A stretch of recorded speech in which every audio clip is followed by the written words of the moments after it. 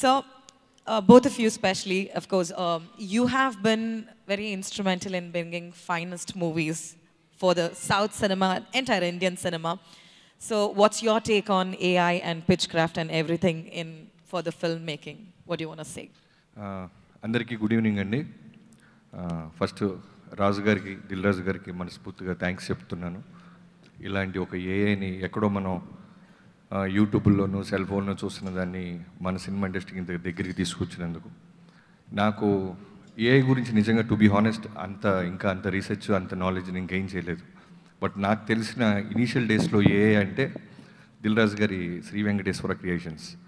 2010లో నేను మిస్టర్ పర్ఫెక్ట్కి ఒక one of the రైటర్గా జాయిన్ అయినప్పుడు ఒక ఐడియాని ఎలా తీసుకోవాలి, ఐడియాని టీంతో ఎలా షేర్ చేసుకోవాలి, దాన్ని ఎంతమందికి నేరేట్ చేయాలి, దాన్ని షూటింగ్కి ఎలా తీసుకెళ్ళాలి, ఎడిటింగ్ రూమ్లో ఎలా మారుతుంది.